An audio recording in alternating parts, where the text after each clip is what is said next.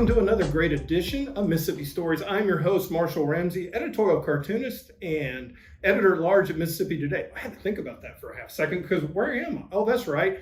I am on the road. I am right here and right in the middle of the University of Mississippi in the School of, we'll find out about that in half a second here a little bit. I'm really excited to have with me today the Dean of School of Journalism and New Media, Andrea Hickerson. Andrea, you have been on the job now for almost a year and 2 months. That's right. Yeah, started July 1st of last year. Yeah, don't think I'm a stalker or something but on that. But no, I looked it up. You started July 1st, and it's hard to believe you have literally been in just motion since then. Absolutely, it's been a lot of fun. And it's been very much like the media business. That's true. Yeah. I mean, it's like a lot of changes. That's right. Yeah, right there. And so I think that's going to be the theme of our discussion today. Absolutely, sounds great. I tell you, I've been in the media business forever.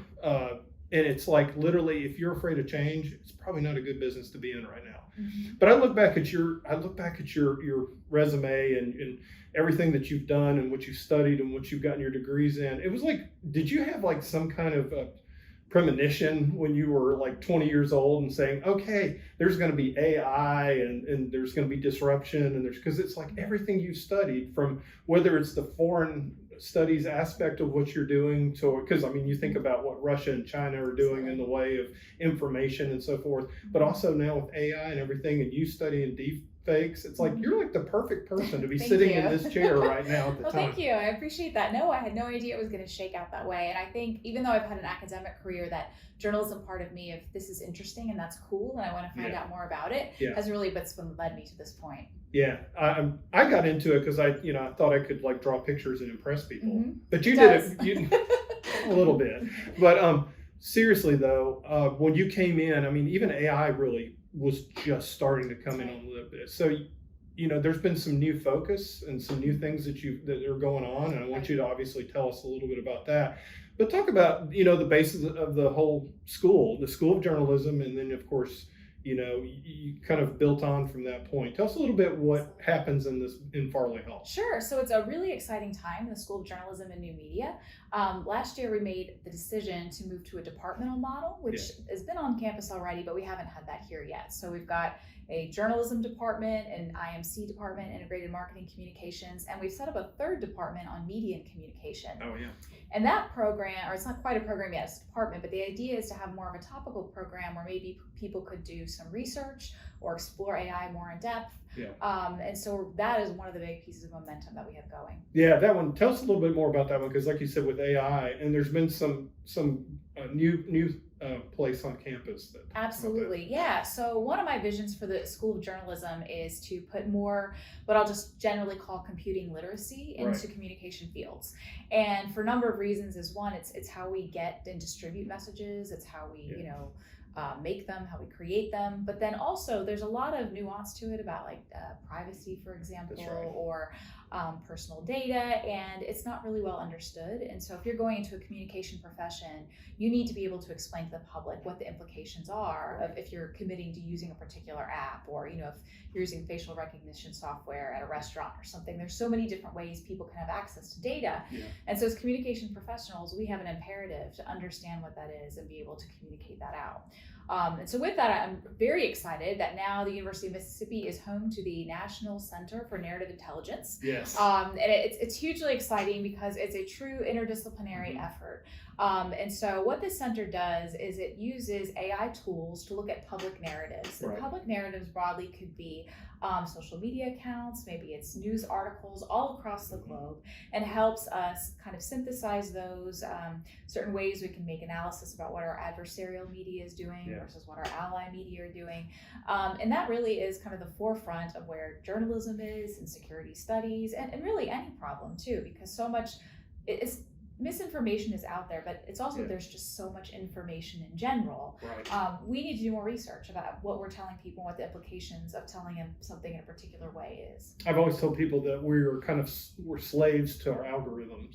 Absolutely. Now, literally, and people I think want to live kind of in a news bubble anyway, but we're kind of a reflection of what the algorithm gives us. Absolutely. And I was on a committee recently on campus, and they were talking about AI and students, and what do we put in the syllabus and that type of thing, and which is all great, very good discussion. But my point there is I don't think we can identify all the ways that we're using AI, right? Even faculty, right? Is Grammarly checking our grammar? Is that AI? Do we need to disclose that type of thing? So the interesting rhetoric about AI now is, it's this big new thing, but we've been using it for a while. We're just talking about it differently because of ChatGPT, and there's fear. We're grounded in fear now. Well, I mean, as an artist, I got to tell you, I mean, Sure. when somebody can type in, say, the governor of Mississippi riding on the Titanic or whatever, it'll automatically create the image. But that's not obviously what I do for a living. Right.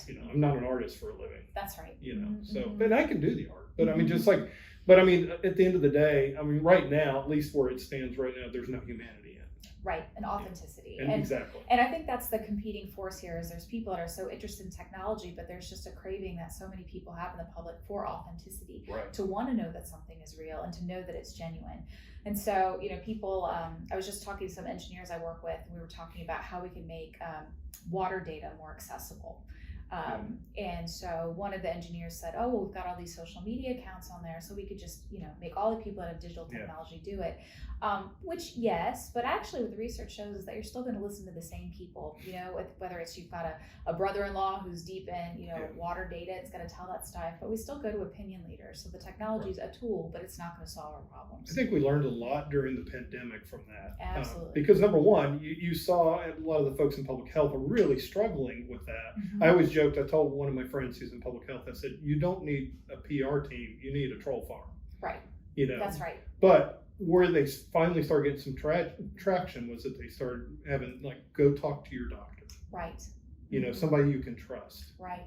And that then suddenly I think some of it started melting away. But that's the thing. It's a point now where, when you're on this side of it, on the media side of it, you've got to learn how to create little micro brands where people can trust your micro brand and trust you, so they'll pay attention to you. Absolutely, and trust, I'm glad you brought that up. So one of the things we're trying in the School of Journalism this year is to have a theme that as faculty we'll muse on, that we'll put in all our classes. And it's kind of like the idea of everybody reads the same book, but we're just picking a theme. And the faculty voted on trust.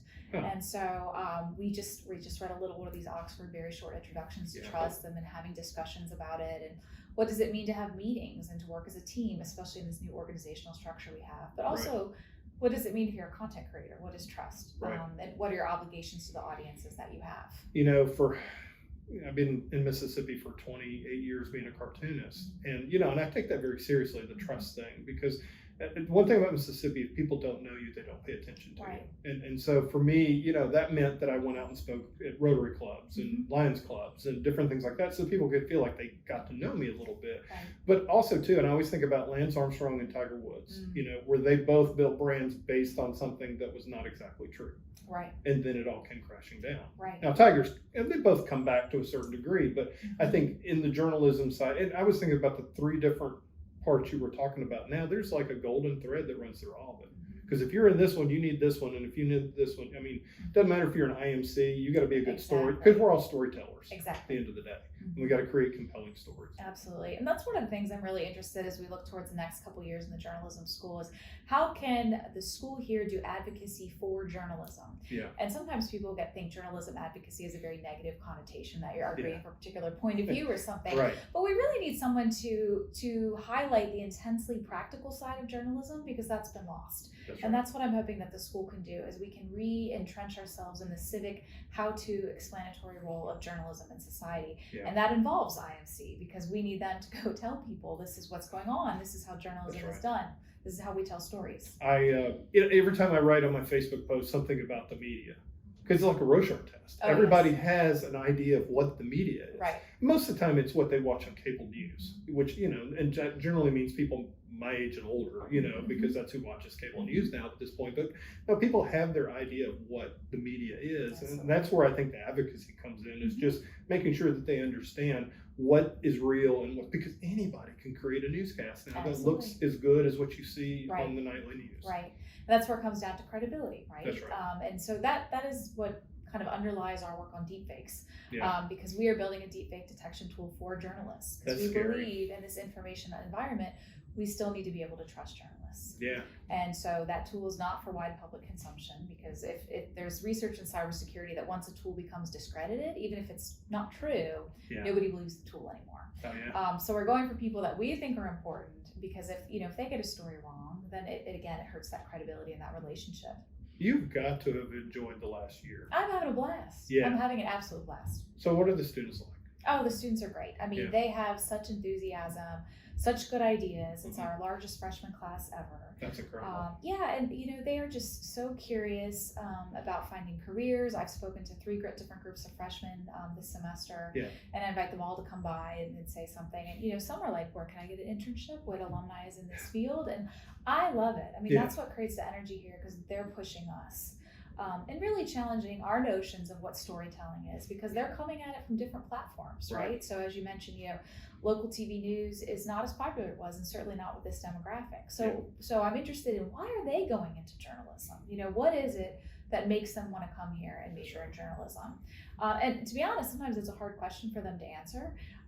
But it's really exciting when you see a student that says, I want to do fashion or sports, which are worthy topics, but then they decide they really like public housing, and that happens. And to see that transformation and to have this seat to it is incredible. It's a privilege. And, one of the things I've always noticed about the, students that are coming up through the television program is they get that hands-on experience, and they seem to go to bigger markets, for instance, which is, that means money, obviously, and that means you're going to live in a city, and you may be more excited, or you get to try new things a little bit. And that's always been a plus. You do get that hands-on component. Absolutely. Here. Yeah. And now, so many, I always tell people that regardless of whether you're going to journalism and IMC, these are really great generalist degrees. Yeah.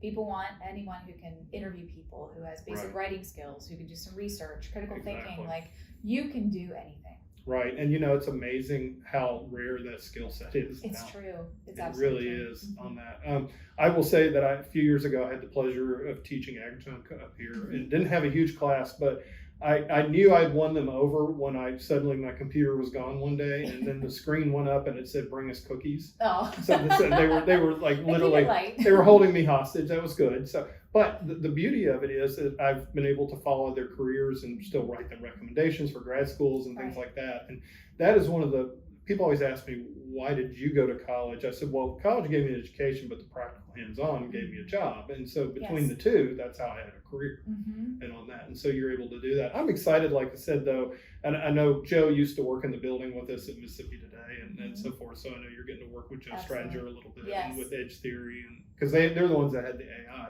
So I'm going to check my time here real quick. I didn't think I was being okay, because I know you're on a schedule, and since I'm filming this, which, by the way, I hope I'm in frame on this. Sorry, it's a little bit crazy of an interview today, but where do you think the media is going in the next 5 years? I think that's a really great question. Where I think it's going is, I think we're moving away from the idea that media and journalism is scalable. Yeah. I think that for too long we were chasing a model that would work here, and then we could just apply it everywhere else. Right. And I think it is localized, and we have been seeing more of an investment in local news, but we have to go deeper. Yeah. And we have to kind of change our expectations for what that looks like. Yeah. And I think also maybe negotiate again this, who actually is a journalist and who can contribute to news, right? That's right. And part of that is come back to trust. It comes back to authenticity in those types of places. So that's where I see journalism going. I would like to see us look at journalism in a more holistic way, because I think so often we focus on, the content is biased, or that website is really ugly, right? But can we start over again? Can we reframe journalism to be about community in that intensely practical type of way? And what a community wants is practical. It might look different. Yeah. And that's exciting. And that's, I remember I had one professor, a marketing professor, because I kind of did IMC before it was cool. I started off in College of Communications. Halfway through, I switched over to College of Business. So I got both sides of that thing, but it's so practical. And, I remember I had this one professor who was really entertaining, and I paid attention to every one of his words. Right. But he was also a darn good professor. I learned so much in that class. But at the end of the day, we have to think about these things. Where maybe we have, the media controlled the channel. We don't control the channel anymore. People have a million choices. Exactly. And I do think some people fall into nostalgia, like it used to be so much better. Yeah. We just had less choices. Right. So we didn't know what we were missing. Right. And it was like the record business. You had gatekeepers. Now you got to figure out how to be able to get people's eyeballs. And there is a temptation to do it in a bad way, But, absolutely. But so that's what y'all are around to teach the ethics behind it too. On that. Is there anything I've missed on this? Because like I said, I feel like I really love picking your brain about the business and everything. Mm-hmm. I saw there's a live event coming up talking about, and Andy Lack, who's I guess my boss's boss. Yes. Andy was a big part of me being with Mississippi Today, but him talking a little bit about nonprofit media and the role that it plays. Sure. And so, I mean, your thoughts on it, I've got my thoughts on it, obviously, being editor-at-large at Mississippi Today, but it's really interesting. I think that model is here to stay. What I've been reading about it, so just this week, I lost track of time, maybe it was last week, the MacArthur Foundation just said that they were going to start pulling together. They would like to get up to $1 billion for local news initiatives. And this is really interesting because they're partnering with the Knight Foundation, which has traditionally funded journalism efforts, and I've benefited from some of that as well. But what MacArthur is saying now is that we need more than just the big funders for these nonprofit media, and that companies or nonprofits that might be interested in, say, climate or human services, they're frustrated with local news for not getting the stories right. And so they're saying to these funders, you need to fund local news. And I think that's interesting. So I think the future of nonprofits is coalition, but it's going to be us harassing our friends a bit and shaking them down. And I think also looking at, if we could reframe news as a public mission, right? Because people donate to things all the time, but can we convince people that it's worth it for a community that we contribute to this? Because the ads are frustrating, right? You know, the ads are very frustrating. I think there's still a place for ad revenue. I think printed products, there's still a place for that, but it's really niche. And so it's just trying to match the model with the community.